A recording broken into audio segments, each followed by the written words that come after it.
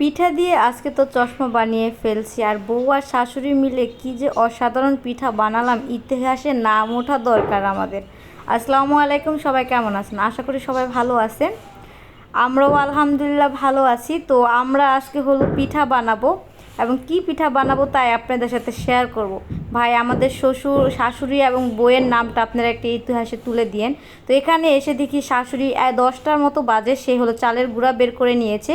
সে বলো নাকি চটা পিঠা বানাবে বা চাপটি পিঠা যেটাই বলেন, আর সাথে যে শুটকি ভর্তা আর বাদাম ভর্তা করবে। তো ভালোই ভালো সে এখানে গোলা বানিয়ে নিয়েছে। গোলা বা দেখে তো মনে হচ্ছে যে ভাই আজকে অনেক তৃপ্তি করে খাবো। আমাদের অঞ্চলে এই পিঠাটা বলে হলো ধাপড়া পিঠা। আপনাদের অঞ্চলে কি বলে অবশ্যই কিন্তু কমেন্ট করে জানাবেন। অনেকে আবার হাসতে পারেন কথা শুনে। ভাই, আঞ্চলিক ভাষা অনেকে অনেক রকম, এটা হাসার কোনো কিছু নয়। আর অবশ্যই একটু ভাইরাল করে দিয়েন ভাই, এত সুন্দর পিঠার ভিডিও আপনাদেরকে দেখাচ্ছি। প্রথমে পিঠার গোলাটা দিয়ে দিল তাওয়ার ভিতর, তারপরে এভাবে ছড়িয়ে ছড়িয়ে দিচ্ছিল। আর আমি সবসময় আটা দিয়ে চাপটি পিঠা বানাতে পারি, কখনো চালের গুঁড়া বানাই নাই। তো শাশুড়িটা একটু বসে বসে দেখতেছিলাম আর ভিডিও করতেছিলাম। তো প্রথমটা ভালোই হয়েছিল, কিন্তু এটা হচ্ছিল আল্লাহ চাল, যে বলে আতপ চাল, সেটার এর জন্য এরকম হচ্ছিল। এরপর সে আবার মুছে আবার আরেকটা একটু দিয়ে দিল, আরেকটা। সবগুলা পিঠা এভাবে বানাচ্ছিল।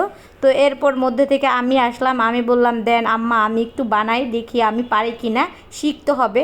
ভাই, এরকম শাশুড়ি যদি হয় তাহলে কি এরকম বউরা কোনো কিছু শিখতে পারবে বলেন? শাশুড়িও পারে না, বউও পারে না, বলেন কেউ বলার মতো নাই। এরকম না যে শাশুড়ি অনেক ভালো ভালো কাজ পারে, বউ পারে না, তার জন্য বউকে অনেক খোটাখাটি দিবে। আমার শাশুড়ি আমি সেম কোয়ালিটির মানুষ ভাই, একদমই কাজ করতে ভালো লাগে না, দুজনে খুব অলস। এরপর এই দেখেন আমি বানাচ্ছিলাম, আর আমি একবারে চ্যাকব্যাগা বানিয়ে ফেলছি। শেষের পিঠাটা তো একবারে লাইরা টাইরা পুরাই করে ফেলছি। এরপর সে হলো এখানে হলো বাদাম ভর্তা করতেছিল। আর বাদাম ভর্তা তো অনেক বেশি ভালো লাগে আমার, অনেক দিন পরে বাদাম ভর্তা খাবো। আর সাথে ছিল শুটকি ভর্তা। তো ফাইনালি দেখেন এই যে আমি একটা কি করছি, পুরাই আড়ার দলা বানাই ফেলছি। তারপর সে বলে যাও যা বানাইছি তাই।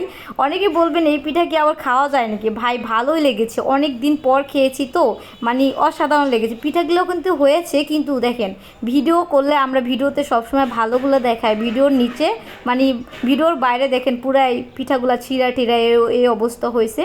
তো এটার সাথে 2 রকম ভর্তা ছিল ভাই, অনেক বেশি মজা হয়েছিল। আর পিঠার ভিডিওটা আপনাদের কাছে কেমন লাগলো ভাই অবশ্যই কিন্তু জানাবেন। দেখেন যেরকম তার মানে যেরকম শাশুড়ি এরকম হলো শাশুড়ির বৌমা। হ্যাঁ, মানে দুজনই হলো অকর্মর ঢেকি, কোনো কিছুই বানাতে পারি না এবং খেতেও পারি না। তো ফাইনালি এখন হলো আমি খেতে বসবো, ঠিক আছে।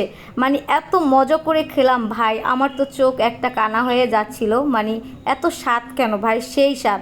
আপনারা আবার ফাজলাম মনে করেন না, সত্যি মানে অসাধারণ লেগেছিল। পিঠাটা হয়তো ভালো হয় নাই, কিন্তু খেতে কিন্তু অনেক বেশি ভালো হয়েছিল। হ্যাঁ, মানে আলহামদুলিল্লাহ খুব মজা করে খাচ্ছিলাম। আর আমি এখানে আবার পিঠাটা দেখেন চশমা বানিয়ে নিচ্ছিলাম। মানে শয়তানে যখন আমাকে লাড়াচাড়া মারে তখন এরকম দুষ্টামি করা শুরু করে দেই। আর আমার শাশুড়ি বলতেছে দেখো খাবারের জিনিস নিয়ে কেমন করতেছে।